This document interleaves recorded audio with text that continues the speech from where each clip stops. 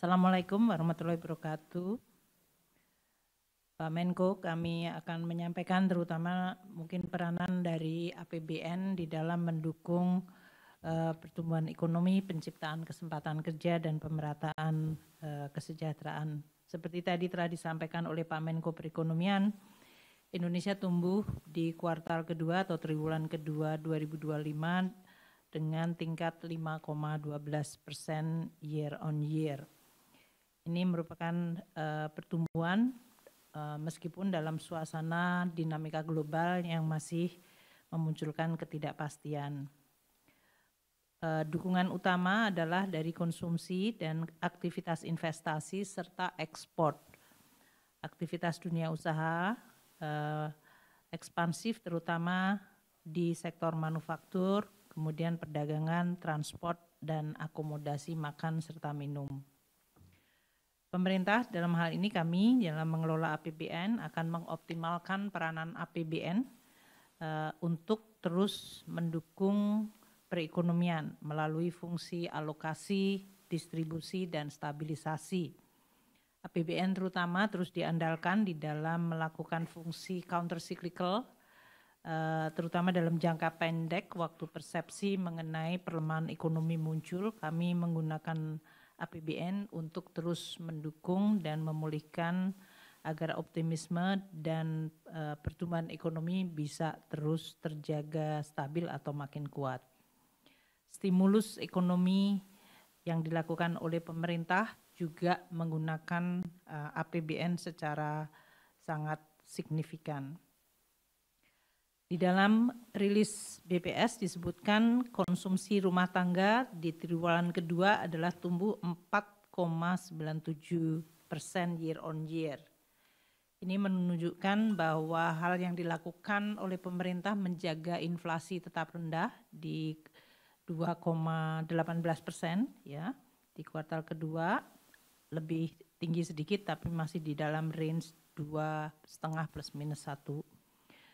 Dan juga pengeluaran masyarakat terutama untuk bidang transportasi, restoran, sejalan dengan mobilitas masyarakat terutama pada masa libur sekolah yang waktu itu memang merupakan target pemerintah untuk menstimulasi kegiatan ekonomi masyarakat melalui berbagai insentif yang diberikan termasuk tarif dari transport yang didiskon atau PPN-nya diturunkan, sehingga pada masa libur sekolah dan hari besar keagamaan telah mampu untuk menstimulus perekonomian melalui insentif maupun signaling dari pemerintah dan support dari APBN.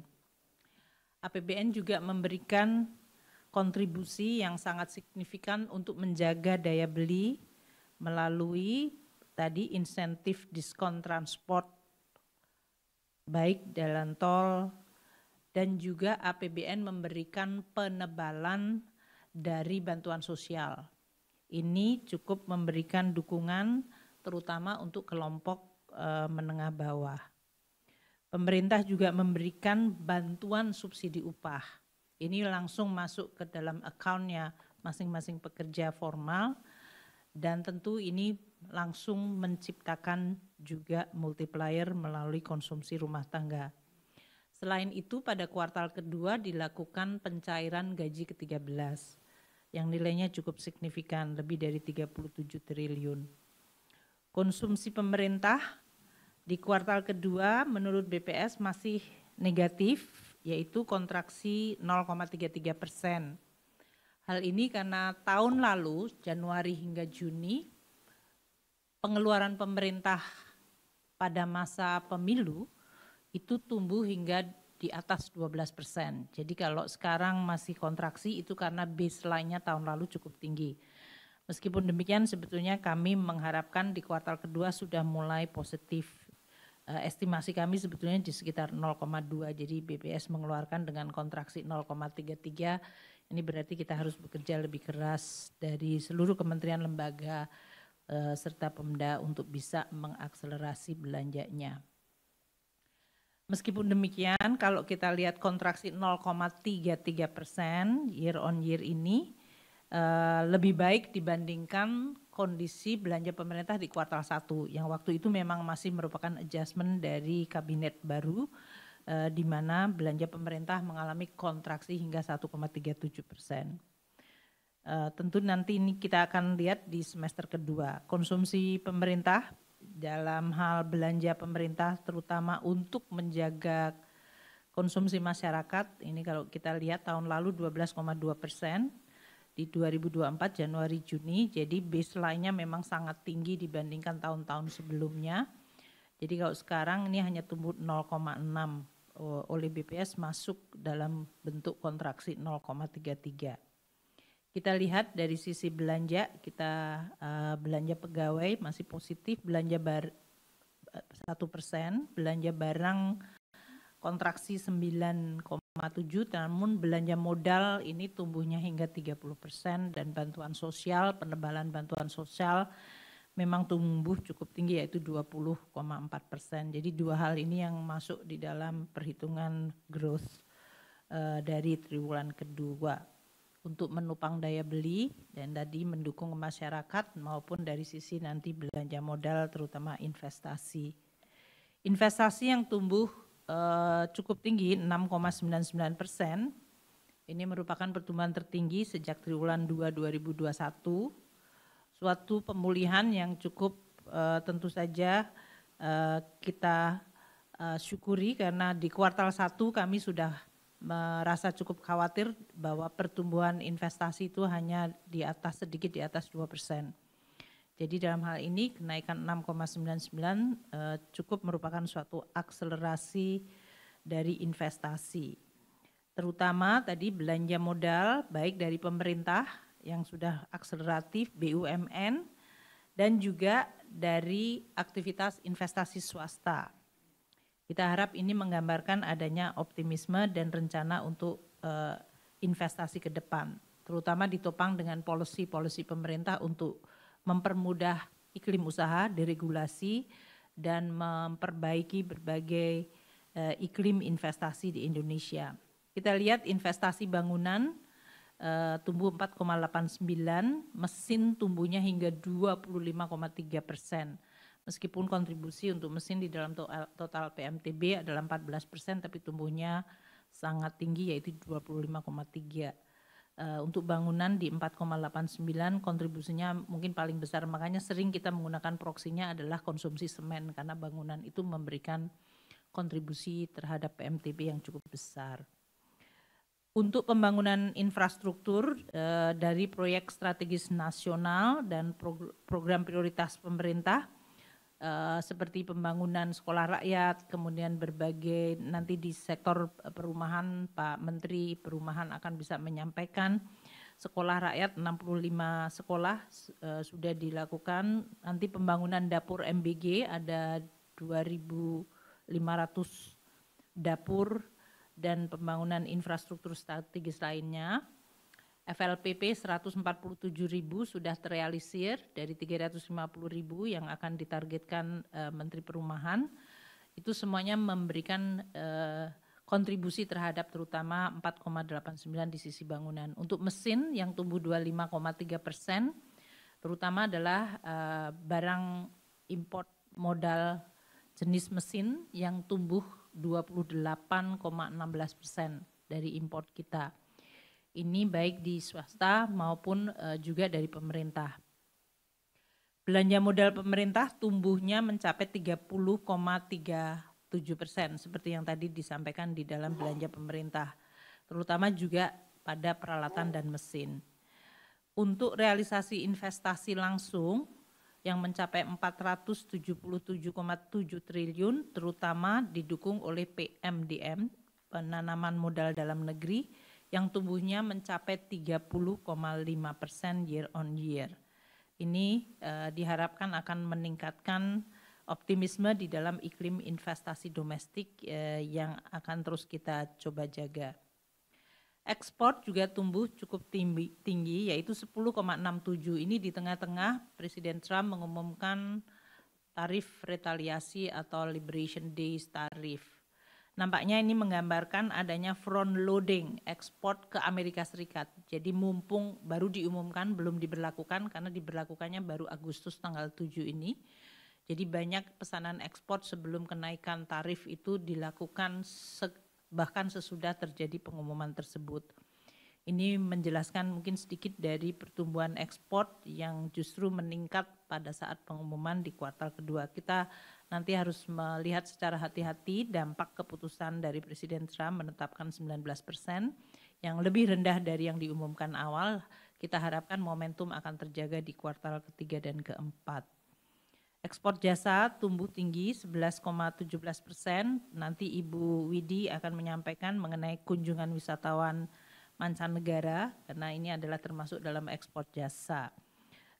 Import juga tumbuh tinggi di 12,17%, terutama untuk bahan baku dan barang modal. Ini juga memberikan optimisme bahwa import ini kemudian akan mendukung pertumbuhan terutama di sektor manufaktur pada kuartal selanjutnya. Untuk import jasa, terutama mobilitas wisatawan mancanegara tumbuh 8,43%. Nanti Ibu Menteri Tourism Pariwisata akan bisa menyampaikan. Kalau dari sisi produksi, kami juga melihat suatu perkembangan yang positif untuk industri pengolahan yang merupakan kontributor terbesar, baik dari sisi perekonomian maupun dari sisi pajak, ini tumbuh 5,68%, terutama akibat hilirisasi dan juga karena domestic demand yang meningkat. Industri logam dasar tumbuhnya bahkan 14,9%, terutama karena permintaan ekspor. Untuk industri makan dan minum tumbuhnya 6,2%, terutama untuk CPO dan minyak goreng. Kita harap ini juga MBG maupun dari sisi permintaan ekspor memberikan dukungan kepada growth di sektor manufaktur. Industri kimia dan farmasi tumbuh 9,4%. Ini juga karena berbagai ekspansi dari kesehatan, belanja pemerintah untuk sektor kesehatan juga meningkat dan ini juga diharapkan akan juga meningkatkan permintaan terhadap industri kimia dan farmasi. Untuk pertanian, kehutanan, perikanan tumbuh 13,82%, dipengaruhi karena tadi telah disampaikan oleh Pak Menko mengenai pergeseran tanaman pangan. Perdagangan tumbuh 5,37%. Ini didorong terutama untuk konsumsi kebutuhan rumah tangga dan aktivitas produksi lainnya. Konstruksi tumbuh 4,98, juga menunjukkan investasi di sektor bangunan yang tadi juga menjelaskan dari sisi PMTB. Dari pertambangan sudah mulai pulih meskipun tumbuhnya hanya di 2,03%, terutama karena hilirisasi sehingga memunculkan permintaan terhadap raw material. Untuk transport dan pergudangan tumbuh 8,52, ini terutama karena respons dari policy yang kita luncurkan Pak Menko ya waktu itu, yaitu pada hari libur dengan memberikan stimulus dalam berbagai diskon tarif yang kita berikan untuk transportasi darat, laut, dan udara. Bahkan sektor akomodasi makan dan minum tumbuh 8,04. Untuk informasi dan komunikasi tumbuhnya di 7,92. Nah, kami dari sisi APBN akan terus melakukan tugasnya untuk mengelola perekonomian dan menjalankan apa yang sudah direncanakan sehingga perekonomian diharapkan tetap bisa tumbuh terjaga di sekitar 5%. Paket stimulus yang telah diumumkan Pak Menko waktu itu bersama beberapa menteri, yaitu 24,4 triliun untuk menjaga daya beli, untuk penebalan kinerja dunia usaha dan stabilisasi ekonomi telah berjalan dari mulai diskon transport dengan melakukan PPN yang ditanggung pemerintah, penebalan bantuan sosial tadi 11,9 triliun, bantuan subsidi upah 10,72 triliun, ini semuanya tadi memberikan penjelasan mengenai tadi consumption maupun beberapa kenaikan dari beberapa sisi demand side. Kemudian untuk triwulan ketiga kita akan terus masih ada 10,8 triliun stimulus aktivitas ekonomi yang akan terlaksana di triwulan ketiga, yang kita harapkan juga akan memberikan momentum pada bulan Juli yang baru saja kita lewati, dan nanti di bulan Agustus ini diharapkan momentumnya tetap terjaga. Beberapa yang memberikan optimisme tentu saja karena belanja pemerintah mulai terakselerasi. Makan bergizi gratis, nanti mungkin Pak Dadan bisa menyampaikan. Pembangunan sekolah rakyat ini juga akan 200, mendekati 200 akan mulai berjalan di bulan September, berarti seluruh renovasi rehabilitasi terjadi pada bulan Juli Agustus ini. Juga rehabilitasi sekolah yang dilakukan oleh Kementerian Pendidikan Dasar ini juga mulai terakselerasi di kuartal ketiga ini. Kemudian dari Menteri Perumahan FLPP nanti tadi akan terus diharapkan bisa terjaga mencapai 220.000 kuartal ketiga dan 350.000 di akhir tahun ini. Kami juga memberikan dukungan untuk stabilisasi harga pangan karena konsumsi penting sekali tadi. Jadi Bulog telah diinjeksi dengan 16,6 triliun untuk stabilisasi beras saja dan 5 triliun untuk stabilisasi harga jagung. Serta deregulasi di sektor pertanian untuk pupuk yang menyebabkan musim tanam bisa terjaga dengan ketersediaan pupuk yang bersubsidi. Kita juga menjaga iklim investasi agar tetap sehat dan kompetitif, terutama pemerintah akan juga setiap saat bersama dengan Menteri Perdagangan dan Menteri Perindustrian melakukan perlindungan industri dalam negeri dengan bea masuk tindakan pengaman atau BMTP apabila dibutuhkan. Ini sangat penting di dalam rangka kita untuk tetap menjaga competitiveness dari industri manufaktur kita.